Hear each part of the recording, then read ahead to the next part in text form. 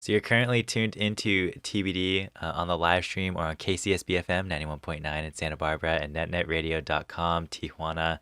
I'm joined by my friend Lightalk, and today we welcome back Patrick Shirishi to the show. I believe Maddie hit you up after you had opened for Godspeed back in the day, and you came into the studio and performed a grand old solo sax set for us. That Yes, was pre-COVID, and the show has changed a good amount since then. So we're stoked to have you on for a proper interview. yeah. Patrick, how have you been holding up, dude? Like, what have you been up to the last year since we saw you last? Since the last year, um, you know, I fell out of love with saxophone. I fell back in love with it. Oh, Oh wow, But that was a whole, that was a whole like COVID thing. I yeah, think mm-hmm, uh, I was just so drained of anything and confused with what was happening. yeah, Like usually I turn to saxophone to help process, what I'm going through and everything. mm-hmm, And I was like, this sucks. yeah. Everything kind of sucks. I hear that. But I mean, I'm playing more and more. I started to take lessons this year Okay, oh, what are you taking lessons for? for saxophone. I want to get better at playing like bebop jazz, Oh, hell yeah, that's But sick. I've been an awful student, Oh, okay even then. shit. as an adult with everything happening. Yeah, I hear that, man. So I got to pick it back up. So where were you taking lessons through? Were you just going to like a music school or something? My friend Daniel Rodham, Okay. but he went to the Monk Institute. He has just like a brilliant sound on the tenor sax. And he's done like some large group stuff and just released like a solo record Mm-hmm. the other day, which is like beautiful. You guys should check it out. Um, For sure. but he's like a fucking master. Yeah. And so and he's super patient, even with me. Yeah, yeah, yeah. So it's been a joy to kind of take. Like he had to move back to Israel because his family's in Israel. And he's here on a visa. Mm. So he was there, and then he's finally coming back this month, at the end of this month. Oh, wow, that's cool.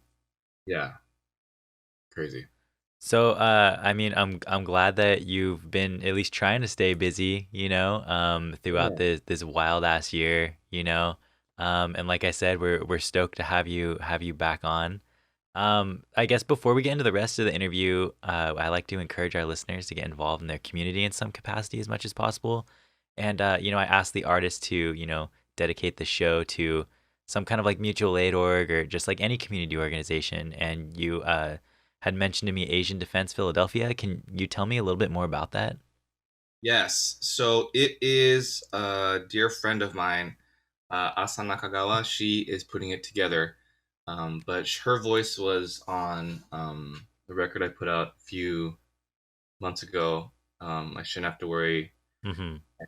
And she lives in Philadelphia, and it's she wants to. She's a great source of inspiration. Like she's wanting to put something together for the people there. She mentioned that there isn't really any sort of program that could help, like elders or Mm-hmm. women who have been targets, of Mm-hmm. these crimes. Yeah. And so started like this little thing where she's trying to put together kits for people that they can distribute for free. Mm-hmm. Um, and I wanted to acknowledge her and the work that she's doing because that shit is not easy to put together, um, and takes a lot of effort. So hats off to her. And Oh yeah, for sure. She's doing great work. I think that that is absolutely amazing. Bless the people that are going out of their way to start something like that. How can people get involved if they're like in Philly or, anywhere else in like the world? How can they get involved or like donate or do whatever they can to be part of that? yeah, I mean, I think a lot of it is awareness. Mm, You know, um, I think sometimes it's easier to just have the blinders on and just kind of be in our own world of like Twitter and mm-hmm. oh, my records that I have here, and then some Hulu show or whatever. Yeah. And I'm guilty of that too, for sure. Like once I come home, like, well, it's time to watch, TV and like decompose. Yeah. But I think it's important to know what's happening and always being open to learning and educating yourself. Mm-hmm.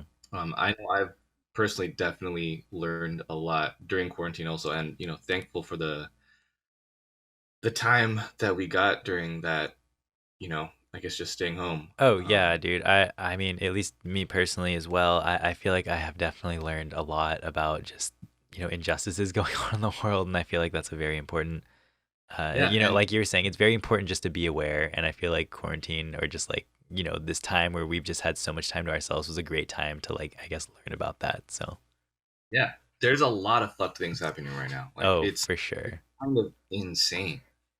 Yeah, I like firsthand just heard about the stuff that was going on in Colombia. I had like interviewed a band from Colombia and they're like, "Yeah, there's about to be a protest in like, a few days here." And I'm like, "Oh, that's great." And they're like, "Nah, it's fucked. Nothing's gonna change." And I'm just like, "Damn, okay." And then like literally like a week later, we're all just hearing about like how like gnarly it is in Colombia and like all this stuff. And I'm just like, dude, these kids are literally living through that, dude. Like, it's so brutal and like, ah, dude, it just makes me so like bummed. But so just this weekend in Slow, BooBoo Records had two copies of your record Black Sun Sutra, a tape that came out on Rob's label Weird Cry in 2013.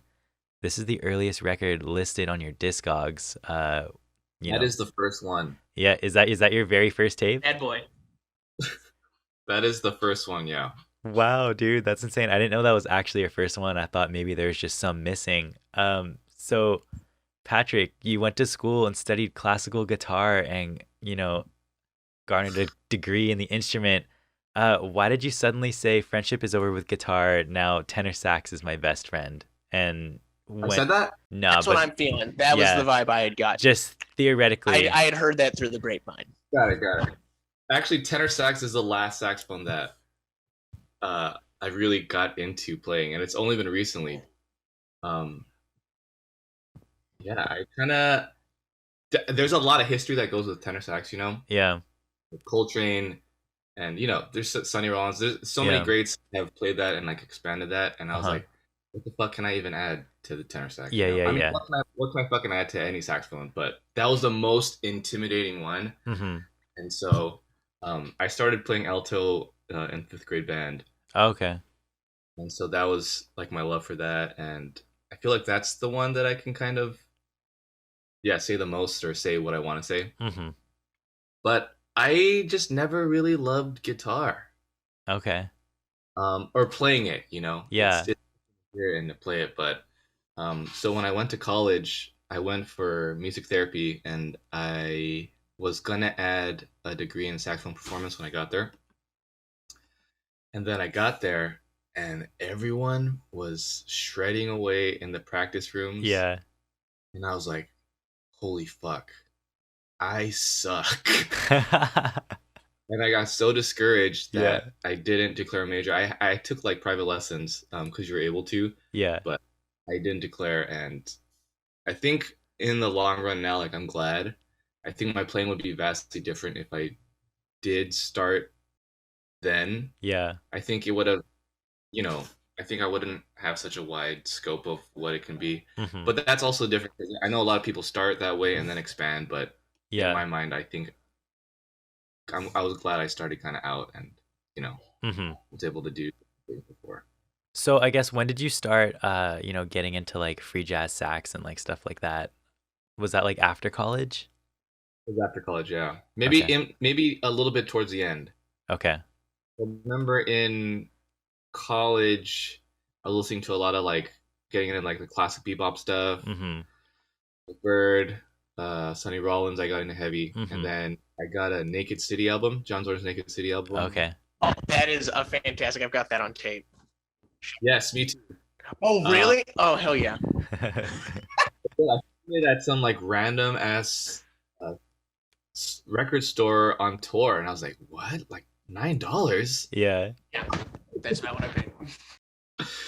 But I got that, and then it totally like blew my mind. I was like, "Wow, saxophone could sound like this," And then I went into that Zorn hole like really deep. Mm-hmm. And then from there, I was like, "Yeah, I could do this." And then I was in this band Karima, and then one of the keyboardists was really into free stuff, and so we kind of Mm-hmm. started doing free stuff together, called Nakata. Mm-hmm. Okay. Oh, And that was I believe I've got that over here. Your one on Atlantic. Hey, yeah, we come a long way. We come a long way. The early stuff is a struggle. So what year do Almost you class think that act. was that you started doing like stuff for Nakata or whatever? Think it was maybe 2000. When did Black Sun Sutra come out? I think 13? I think that was 2013. So maybe 2012, Oh, 2013. Wow. oh wow, Man, that's insane. That's where it all started. Like, where did it kind of go from there? and then I I was very cautious about releasing like a solo thing. Hmm. Um, and I think I was comparing like what I should do to like what others have done, Hmm. And then my friend Paul Lai, he was kind of like, you know, it's just music kind of deal, you just do the best you can at that moment and then move on. Yeah, yeah. So that's really stuck with me, and I think it's what's helped me kind of put a lot of stuff out. I Okay. guess I Yeah, kind of just see it as a snapshot of that moment. yeah. And so when I made that record, I was like, okay, I'm gonna try and make a solo record every year Hmm. just to document it for my own sake Okay. and see, how I do. Wow, that's honestly pretty sick. So it was kind of like almost maybe like a personal challenge or something to kind of just start putting so much stuff out, like kind of Yeah, I wanted document to where kind you of were at the be able time. to push myself, Yeah. like so like I see Tulian Dispatch as like the follow up to Black Sun Sutra on like a Hmm. solo saxophone in like an acoustic setting. Yeah. And then Ascension was kind of like the follow up to White Sun Sutra with the pedals and stuff. And Hmm. then Ah, Sparrow's Tongue was more like of a follow from Ema, which was like, saxophone with like weird shit and Hmm. stuff. So in my mind, I have all these things. I don't know if it's connecting for the listener, but Yeah. I guess it's music is a selfish thing. I guess as a big Patrick Shiroishi listener personally, it does connect a bit because well, it's like following your work in 2020, you were releasing a lot of stuff that had kind of been happening over the past decade for you. Dissension felt like a big eureka level moment for me as a listener because that connects a lot of your reverb technique and stuff that you're doing on some new stuff. All of your stuff on Astral Spirits. Oh no, were, really just truly terrific to get in. I mean, Komishi Tria is the first one I got from the label, and that's really connected me ever Yeah. since. Um, but also, I mean, I still think like in 2020, the biggest thing you've been adding are field recordings, bits of ambience, and I think a real openness to what you can bring into certain space. Thanks, man. Hell yeah. Yeah, that's been definitely something new. I think when I started, I came from a spot where I need to be playing all the time. Hmm. I come from like a progressive rock background, so in that case, it's like many notes, many times. That's the goal. Whereas, and then slowly as I went forward, and starting listening to like a lot of like solo sax Japanese musicians, like Hmm. they add a lot of space, and so that's been something that I've been trying to add into, and like you don't have to always play, and playing with others has definitely helped with that too, because Hmm. you don't want to be like playing the whole time, but like, oh yeah, look at this, like Yeah, dude. some instances will that totally works, but a lot of times you want to play off each other and like Hmm. have like a conversation or dialogue, and so that's been Yeah, that's awesome. That kind of brings us into like I guess what we wanted to talk about next, but fast forward like, 9 years later after your release with Nakata, your output has skyrocketed like, 50,000%, a lot through like collaborations and Stocks are stuff. up. Yeah. Market's steady. Stonks are up. So which collaborations have kept you most on your toes or scrambling to keep up or, completely with a new like lease on life? I mean, I don't want to sound like a lame ass, but they all kind of do. Oh, Yeah. hell yeah, King. Like, Everyone's a new level up.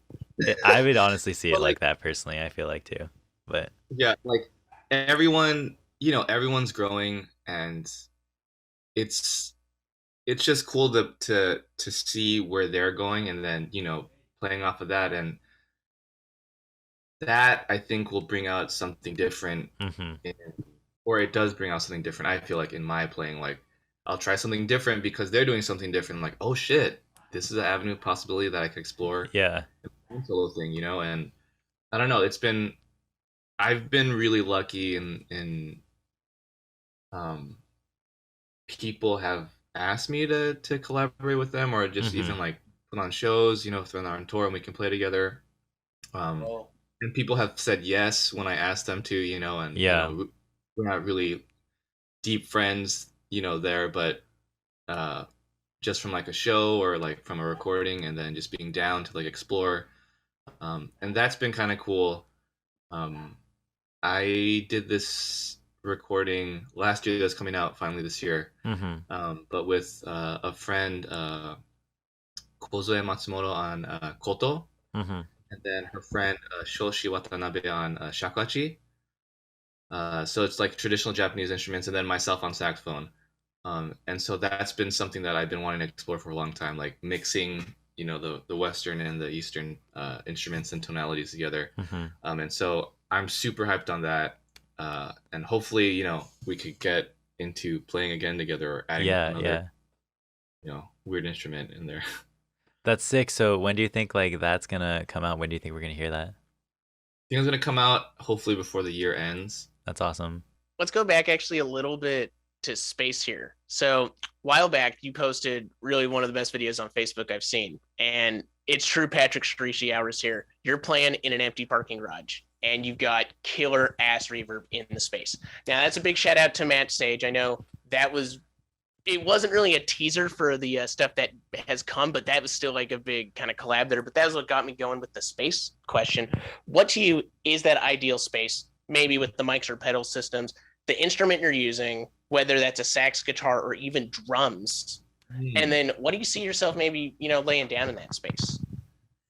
Yeah, I mean that I was searching for a space like that for a while.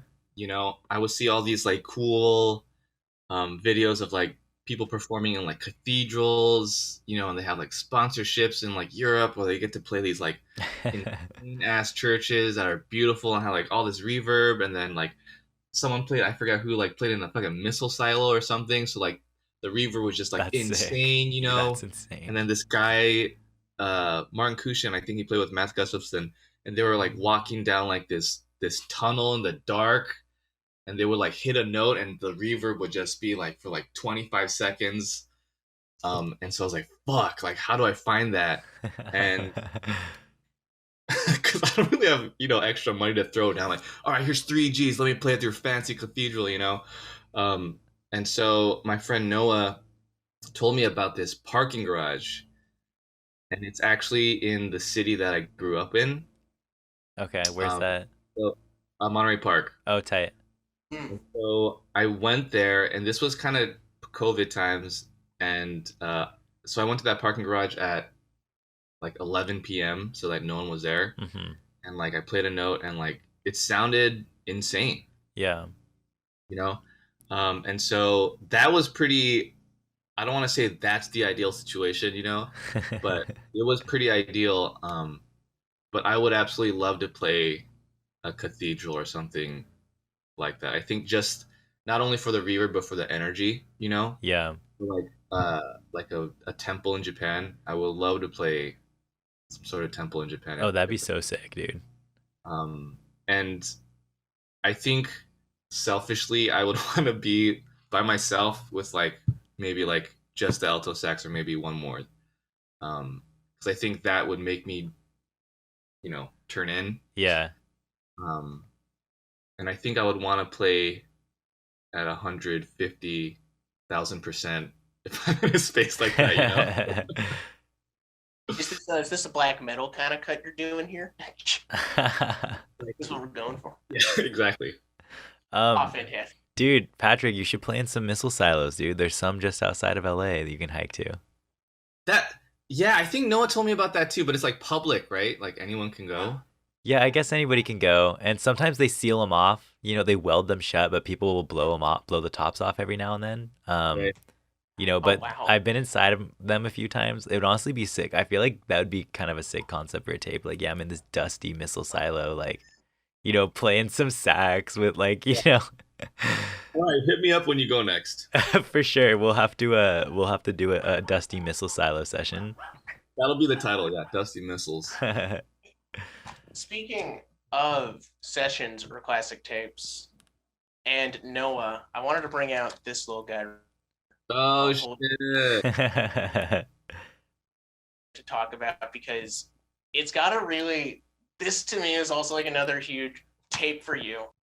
What kind of picked me up about this when I was listening to it yesterday on a surround sound was how really just vast this was going. This really kind of hit, I think, on some of the stuff you were touching with the parking garage. And I'm wondering about the world recordings that you had got from Tokyo and I believe Seattle, Yeah, other places. yeah. So a lot of the field recordings were actually from, or were taken by my fiance Amber. Mm. She is on the road much more than I am. Yeah, because I was gonna say she's a professional musician as well, right? I would not say that I'm a professional, but I would definitely say that she is professional. So you're punk. Okay. Yeah, always, always. Oh, wow. But so she collected a lot of like sounds. She went to Bali, she spent time in Japan several times. They went to Europe, every year. And Mm-hmm. so she kind of had this collection, and then I was kind of going through my field recordings. And a lot of them weren't exactly what I wanted to use, Mm-hmm. like it was like cicadas in Japan, or like, a fucking river, and like that's not what I was going for, with the release. And those have showed up on like, the Fubushi stuff. Yeah. But he kind of gave me all of her field recordings, like, yeah, you could use whatever, and I just thought that it was um cool or I wanted to kind of play off the memory of like, oh yeah, we used to be able to go places and like experience things, Mm-hmm.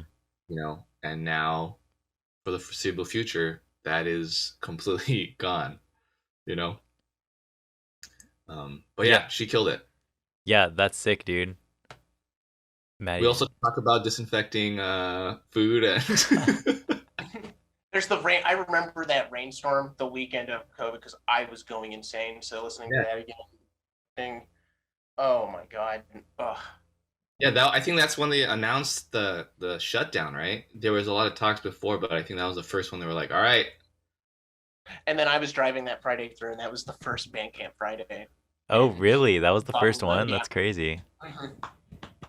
those were the days. yeah, that's wow. And I don't know. I think on tabs out when I was doing a little bit of writing to reflect on that piece. Oh Christ, the way I described it, its usage of space, I think it was centripetal. And I'm wondering again with this tape you're doing with Claire Rose, it's a no saxophone. There will be no saxophone on this one for you. Yes. And so what kind of stuff are you at least bringing there? Because I'm waiting on my bag. I will not listen to the tape until I get code. It's better that you waited. I don't want to spoil the first time listen experience. I'm really huge on the first time listen Got through. it. You got it. My ideal situation would be like listening in the dark with like whiskey and just headphones, or like on the record player, and just Yeah. no.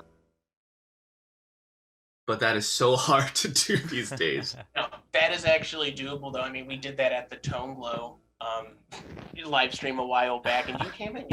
You were bringing us the Japanese whiskey. Yes. Yes. Cool. I'll take you. So I will at least do that. I'll let you know how that goes when it arrives. All right. Let me know. Love to hear it. What can you tell us more about, I guess, your Luke Stewart improv tape? Was that with Chaz Primek? Was that his label? Man, Maddie, shout out you, man. I appreciate all the support. You got all the physicals. That's nuts. Some of them were sent to me. Some of them, though, yeah, they just I've been waiting for a lot of stuff's connecting right now. We had talked with Luke back in December, and so seeing two bad boys of kind of improv go together, like Luke's take on it to me was super invigorating. Mm-hmm. Yeah. And I'm wondering again if like when you talk with him, or because for this tape, both of you guys were doing separate pieces. Yeah. Were they both conducted at the same time, kind of back and back? I gotta listen to that interview. To be honest, I we didn't talk at all. Oh no! We Really? didn't have. It was kind of So Chad, this is part of Chaz's new label. Yes, that was Yeah, also that's my what we were gonna ask. Yeah. So Chaz is definitely affiliated with it, and we were at talks of it of releasing something last year, mid last year, and so I found this lined up exactly with me finding the parking garage space. Yeah. So he was like, "We want to do a split with you and Luke." I was like, "I love Luke," and I think I didn't meet Luke yet Okay. in real life. I met him in October. Hmm. Such a hardworking dude. It's fucked up. It's Oh definitely yeah, inspiration. for Uh, sure. but anyway, so it lined up, and then so I did this like side, and I kind of just wanted to, okay, I want to play off of the space. That was kind of the whole, deal with me. And Mm-hmm. Luke kind of did the same thing. He played with his space and environment, and it just, I think it lined up, really nicely, like different ways of interacting with space and your instrument. And I think it's a great thing. I'm really grateful for Chaz for putting that together. I'm starting to notice though a parallel here, Patrick. So this is the second release that you've done. Your tape with Claire is the second release under Mended Dreams, and hey, for Tip Trick Tapes up in Portland, Maine, the second release as well. And I'm assuming second release for this other one that's unannounced. But what's up with the number two? What's your fascination? Why do you always you jump your friends do labels and you just go for it? I think Julian Dispatch was actually the second tape also. Really? Yeah. Really on Montage? That's crazy. I didn't know that. Yeah. Um I'm gonna attribute it to luck. Like I was grateful like for Tip Tricks. Nat reached out to me early on, Yeah.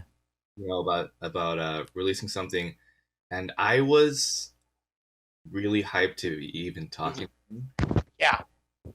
Like I have seen when Dirty Projectors put out Bit Orca was Oh, 2009. Mm-hmm. Well, no, 2009? it was 2009. 2009. Oh, I'm fucking old. Yeah. I told someone I graduated high school in 2000, no, college. No, no, high school in 2009, but it was college. Oh And they wow. Oh wow. fucked up, huh? Height of the Blockhouse era. You had your Animal Collective, your Dirty Projectors, and oh god, some of the other ones. Yes. So I was in Japan when that record came out. I was doing my thesis for music therapy on music therapy in Japan. Mm-hmm. I went for a week and a half, I think, and I visited these universities. Anyways, I didn't really have much but my CD player. And I remember I went on Pitchfork and they gave it like, best new And music. yeah. So I saw it at Tower Records and then I bought it, and that was like my first time listening to them, but also like I didn't have that many CDs with me to rotate between. I just Mm-hmm. had the thing of me. So I Yeah. had that and I listened to it a lot, and like on the train and finding these universities or whatever. Oh my god. It, Because it, I it, do. They had done a tape a while ago, so I tracked it down. And then when Tom's and I were cleaning a house once, it was playing in the background. And just imagining though, listening to some of the stuff like Temecula Sunrise yeah, going on the train, speeding through these yeah, valleys. yeah. I mean, it was Holy awesome. That tour, me and my friends, I think we saw them fucking 3 times on that tour. crap. Like every It's time they, more than me doing Radiohead. yeah. So I was, anyways, going back to it, I was really hyped that Nat was even talking to me, and I don't know how he found me. I think he found me off a couple tapes on Astral Spirits, and he was like, "Look, I'm starting this label. If you want to send me anything," and for that record, I was trying to shop it around for, I think like maybe 2 years. Oh Oh, really? That set of solo recordings, and no one was really taking to it. This label said they were down. I'm not going to say who it was, but they were like, "Yeah, I'll put it out on CD. You have to pay me $2,000 to help me produce it." And then Oh my goodness. 2000, I don't even have 2000. I'm gonna have $1,000. Yeah, dude, that's gnarly. Why don't I just make my own label then? Yeah, honestly, dude. So I was just sitting on it, kind of bummed out about it. And Nat, Yeah. hit me up, and I said, "Well, I have this." So I sent it to him, and he was really down. And then it kind of worked out. And with Mondage, I was trying to get on Wounded Knife for Mondage? yeah for a Oh. while, but then they shut that down, and then it was like, Oh, "Hey, we're damn. gonna start a new label. Do you want to be part of this first batch?" And I was like, "Yes, I would love to be part of this first batch." Oh my god. Number twos, I Dude, guess. that's honestly sick, dude. I guess number 2 is your lucky number, Patrick. Lucky number 2. Also, big shout out though to Triptych. They're making these are gorgeous. Dude, Triptych is Actually, like, honestly sick, dude. Like, dude, I just think everything they're doing is just sick. It's cool. those first 3 releases though, because Astral Spirits had been on a little kind of spiral of not doing tapes, and I was losing my fix, and Yeah. so then I got all 3 of those in a tabs out batch, and I was like, yeah, these are great. Mhm. Mike does not see eye to eye with me, but seriously, that Ficus recording, holy crap, those guys know their space. That was some tense sound therapy. Yeah, they are OGs for sure. So, Patrick, what can you tell us about your upcoming release on Trouble in Mind? Is it, part of the Exploration series? Yes, did I tell you about this? You have tweeted about this one, actually. You said you'd sent some masters over. Someone else had actually hit me up about the Exploration series. Actually, this guy Gardner, his project is called, does like ambient music. He had like sent me one of his tracks and was like, "Hey, I'm releasing this record with Trouble in Mind for their Exploration series," which is kind of sick. Yeah. Bill is super awesome, and he's doing like, I think it's really rad what he's trying to do for the scene. Yeah. Like with the Exploration series, and like trying to shout out smaller artists, I guess, or Mhm. artists doing more experimental stuff. That's not for the main label, but and shout out Bill for waiting so long. He did this a long time ago, and anyway, so this upcoming recording is with a saxophonist, Camila Nebbia, who was based in Buenos Aires but now is in Stockholm, I believe, for education. But she is a great musician and saxophone. You should look her up if you're not familiar. What was her name? but One more time. Sorry. Camila the Nebbia, Nebbia. Tight. But she released a large ensemble record last year, and I think a year before that she did a solo thing, and I found it very similar to Sparrow's Tongue for me, and it made me kind of lash out, like the way she was incorporating like poetry in her voice and like sounds and saxophone. And so I hit her up to see if she would be down to do something, and she was, thankfully. Mm-hmm. And she didn't even know me really, but she was down to say yes. And we did this distanced, I guess, Yeah. halfway across the world. And that's something that I'm really hyped, or not hyped about. Hyped is the wrong word. I'm grateful for that possibility now with, Mm-hmm. because of the whole COVID thing, like people can, I wouldn't have thought about it, like, making a record with someone across the world. Yeah. That you don't necessarily have ever met before. Mm-hmm. Like I've never met in real life Matt Sage or Chaz or. Yeah, that's what I was just gonna say right now. I never met Camila outside of like a Zoom thing, and that was like after we finished the record. Yeah. But it's cool. I think she's really great. I'm really proud of what we did, and I think once she's less busy, we're gonna try and do a second one. Oh, that's awesome, dude. That's so sick. Yeah. And big shout out to Bill. Seriously. Yeah. Trouble, like I know. I guess I get a good sense of that. Oh my god, any Garden Portal stuff, anything that's being released. Also, yeah, you had a track on Garden Portal. That was wild. Yes, I actually have a tape coming out with them. Oh, really? That's sick. Batch. I think so. Oh, I'm pretty sure. I'm not 100% sure. It might be the batch after. Mm-hmm. Okay. That's so sick. I'm so excited. Wow. I guess we should probably get into some of the fan questions then. Oh, we need to go to fan time. Yeah. The questions for myself, because we don't have to ask those. We could. Okay. You never Yeah, know. so all right, here's the fan questions, Patrick. Where's the best corn dog you've ever had? I'm just kidding. Disneyland. I know that was yours. Have you ever had a okay, do you even eat corn dogs? Okay, dude, honestly, On the occasion. I used to be a big fan of corn dogs when I was younger. But Yeah. every now and then I'll go to hot dog on a stick or something. I don't know. Are those even a thing anymore? But yeah, Disneyland. Oh, really? Disneyland. Now, given I haven't been to Disneyland in fucking years, so Yeah.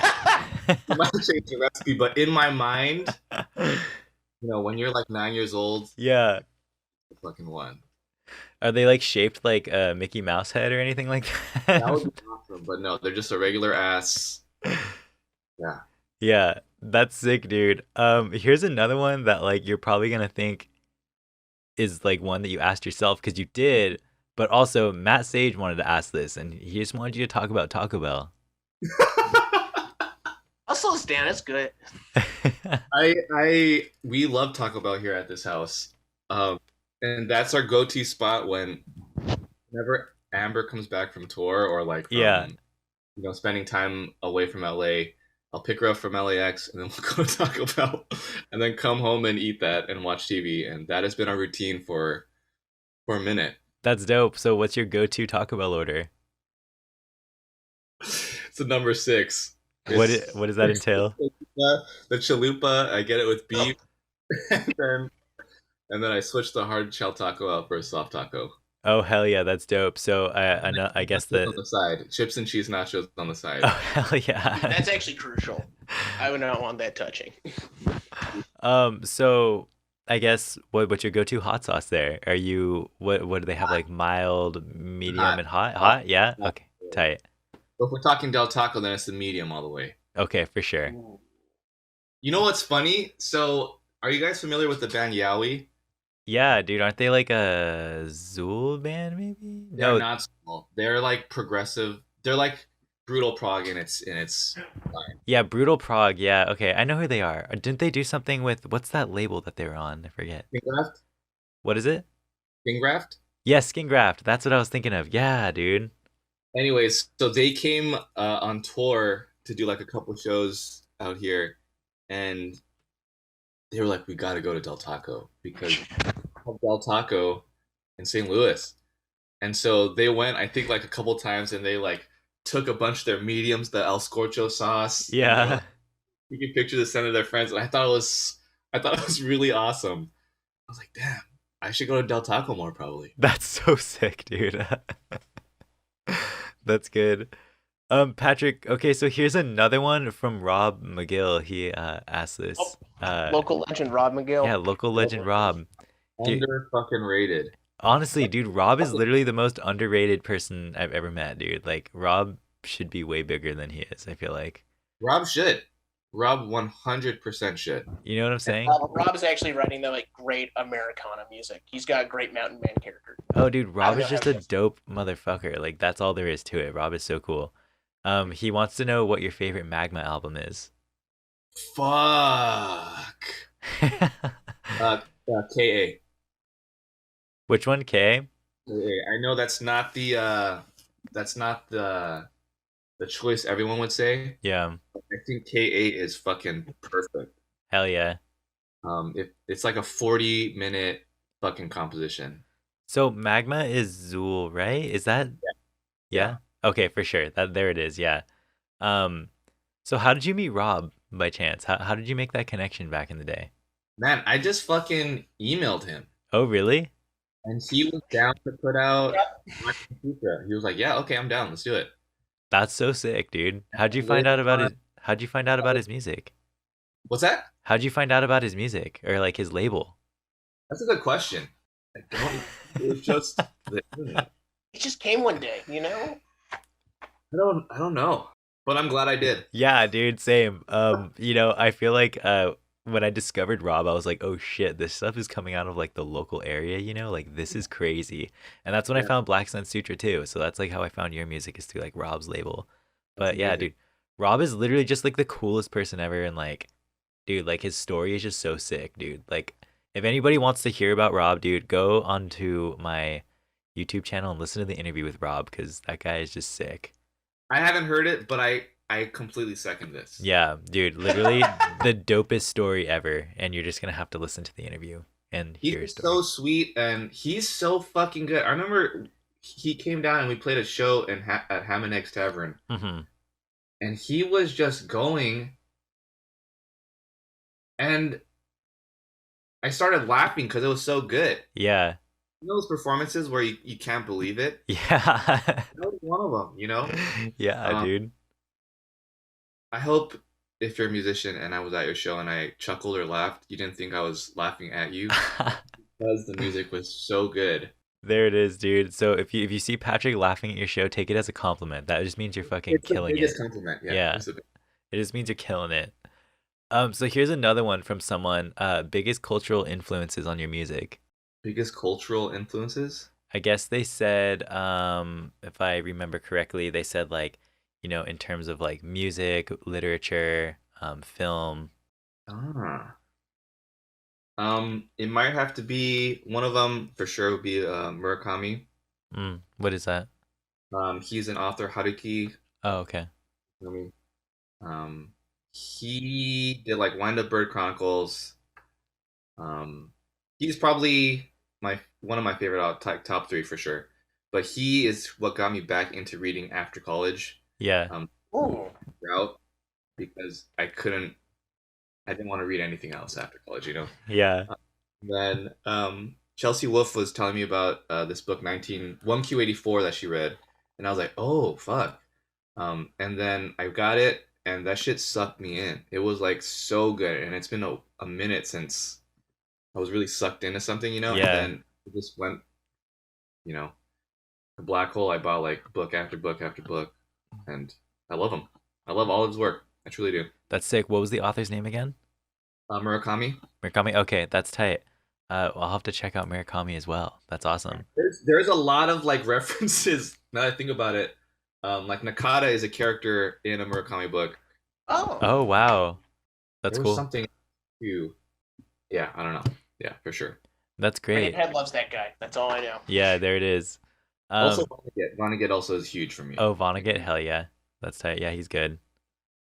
So, Chuck Soho didn't have a question or a topic. We just wanted to say, tell Patrick he's a legend. He's sweet. I'm definitely not a legend, but thank you, Chuck. You are. If anybody's a legend here, it's Chuck, dude. Chuck's a legend. There you go. Shout out to Dub. Chuck's our LA Dub Lab, Keone legend, dude. Yes. So, Dude, he's getting a lot of looks for his recent record. I'm very hyped for him. dude, me too, dude. Chuck's killing it. Honestly, Chuck is literally the just chillest motherfucker I've ever met, dude. He's just chill. He's learning saxophone now. I saw that, dude. I was like, Chuck, put out a sax record, dude. And he's like, I'm not good enough yet. And I'm just like, I'm like, Chuck, yes, you are, dude. He does have great dance beats, though. I heard another album from the East Coast. I've got a review going up eventually. I'm like, oh, it's East Coast Coyote, because his beats, that's some chill out room stuff. Yeah, dude. He used to make sick ass like beat music, dude. Now it's more ambient, but Send it to me, okay? I'm not gonna have Chuck send it me. Just pass it on to me. Got you. So here's one. This is from Lake Mary. Did it hurt when you fell from heaven?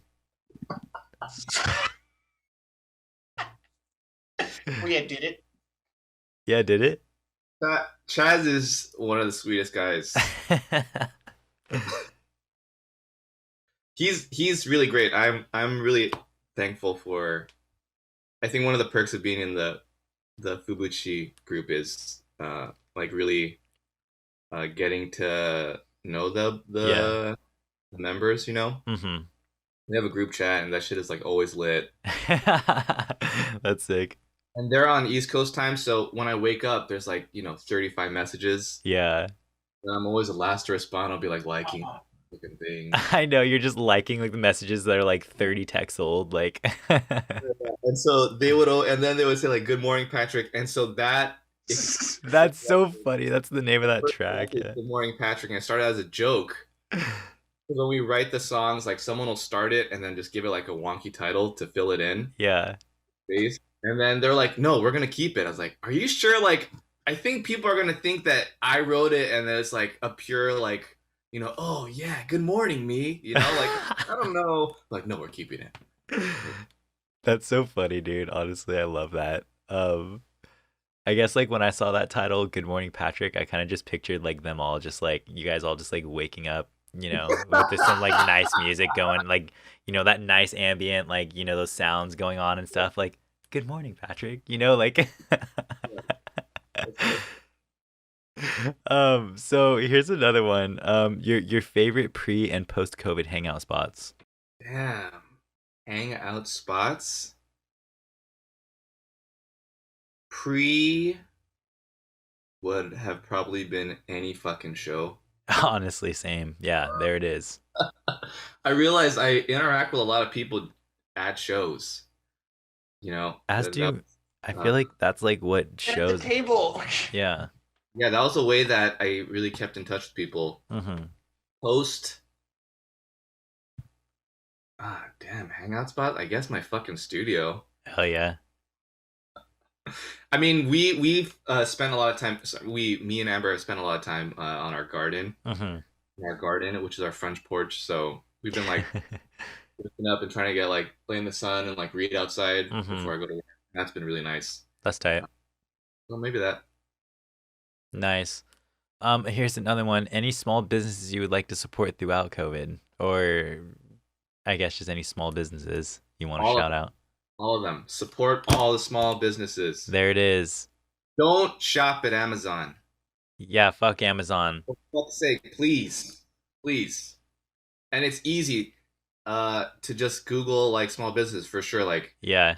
remember made a list of like black-owned small businesses and put it on our fridge so that if we need like coffee or anything, like we could just look it up and fucking go to that site. Oh, that's sick. That's what you guys have. That's tight. That's awesome. That's great. Somebody from my school, I majored in like geography. I do like GIS stuff. Somebody had made like an actual like GIS map of like all black-owned businesses in like Santa Barbara, Ventura counties. It's honestly really sick. It's pretty useful. That's awesome. Yeah. Shout out that person. Yeah, shout out that person, dude. Whoever you are, that person on Reddit. So this one's from Andrew Weathers. He first of all just wanted to say, same to you, dude. Because I don't know, what'd you ask? You asked that one question that was like, how do you just like, how are you so prolific or something like that? I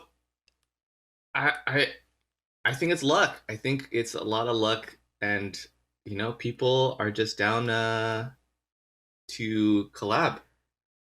There it is, dude. People are just down. That's what I've noticed too. Like at least just from doing like, I don't know, whatever stuff that I do for the radio and stuff. People are always just down, dude. That's just how it goes. Yeah. You can make whatever you want happen just by asking someone, Yeah. What is that quote? Like if you don't shoot your shot, you're not gonna make it. Yeah, you miss 100% of shots you don't make. Whatever. That's a great one. Stone Cold classic, to be honest. Honestly. No, but that's 100% true for sure. Okay, so what prompted the recent shift away from predominantly sax performance, like your recent collab with Claire Rousey, and if that's a future direction for your work as a whole? Yeah, I think it definitely is a new avenue that I want to explore. I think when I was younger or when I started, I think in my mind I wanted to, for myself, push, the saxophone and what the saxophone could do. Yeah.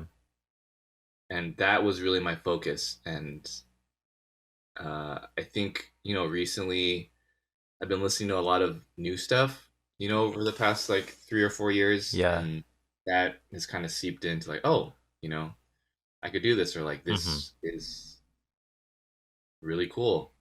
Yeah. So I've been trying it. I don't want to make like a switch where I stop playing saxophone, and I kind of pushed it on the tape that Maddie had, but yeah, I think it's definitely something that I want to explore, and when we can travel again, I'm definitely going to take my Zoom recorder and get as much sound as I possibly can. That's awesome. Hell yeah. So the last one that he asked was, how are the FUBU sushi pieces constructed, and what what your role is in those, or what is your role in those? I just bring the jokes, Oh hell yeah. I kind of just sit there. No, so typically, how it's gone is Matt or Chaz would start with an idea, Mm-hmm. like kind of like a map of what they did, like either on guitar or piano, Mm-hmm. and we kind of have a Dropbox, and so whoever is inspired to write or has time would kind Mm-hmm. of go in, record on top, and then put it back in the Dropbox.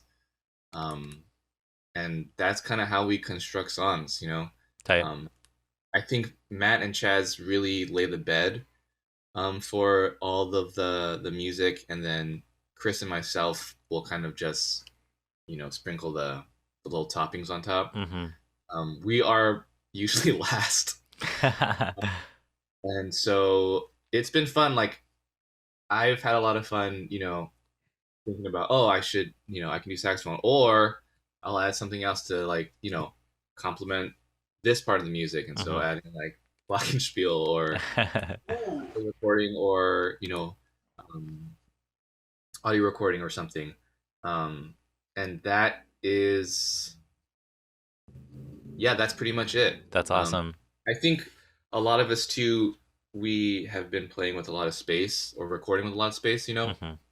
just because there's four members and like I don't want to play all over the track and leave no space for Chris, Mm-hmm. or like I want to play something spacey so that he can add on top of that, or like, if he records first, like I want to complement what he's doing and not, you know, um, taking over, I Yeah, guess. yeah, yeah. That's sick. You guys kind of just share the space like you were saying. That's cool. Yeah, yeah, it's been nice. That's great.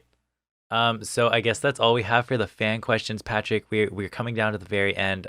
So real quickly here, where can people keep up with your work and your projects and basically everything that goes on with like Patrick Shirishi as like a musician? Yeah. So I'm on the all the social medias, or I try my best. um, I guess the Bandcamp, I try and put all the music that I've made on there. I list all the stuff on my discography page on my website. Hmm.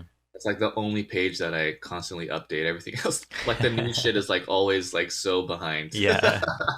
I do like that your Bandcamp page is great because you just see all those sold out tapes, but that's a super consistent block for like your discography, the bulk. Yeah. Butter.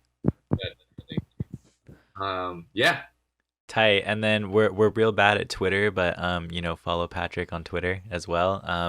You can also follow me on Twitter too. I'm also really bad at it. The only person that's good at Twitter here is Maddie. So if you want some good Twitter content, follow Maddie. I would just say go to American Decline Records and get ready to pre-order that death metal tape that Patrick's going to be on. True. All with Tashi and Tom. Yeah, that's the one. I just want to make sure we got that out there before we go into our true last question. This is a fan question from Thomas and I, actually. Yes. Yes. Okay, so same as last time. Rat's gonna jump in your mouth, Patrick. It's coming back. And are you still doing head, or are you taking butt now, and why? Yeah. Absolutely. Head, for sure. Because if you put the butt in, it's still alive, and it could like shit in your mouth or like wiggle. That's true, dude. That's very true. You want to just cut it off right away, so it just slides Just down. end it, dude. Just end it. It's done. It's over with. There it is. Thank you, Patrick. That was a great answer. I'm personally a fan of the vegan answer, where you take it butt first and you calm it down by petting it on its head and you put it underneath your hat, and then you have a ratatouille homie to take you to dinner, take you out to dinner. That's a really good answer. That's a good one, right? I have to credit Gold Cage though, because yeah, there's this band Gold Cage. They answered that, and I kind of took it because that's just the best answer I've ever heard. Anyways, they must be really sweet people. That's a really nice answer. that's what I'm saying, right? I didn't even think about that. Yeah, dude, that nobody does. Like, who thinks of that, dude? Like, how do you even like come up with that? Like, that's just perfect, dude. How do you transcend this? With the rat shitting into my mouth. I'm a bad human. I'm sorry. I still gotta grow. It's all right, dude. It's all right. We'll all get there at some point, hopefully. We're learning. So that's all we have for today. Thanks for tuning into TBD on KCSB FM 91.9 every Sunday, 4 to 6 p.m. and NetNet Radio every Saturday at 4 p.m. This is Patrick Shiroishi. Thanks again for being on the show again, Patrick.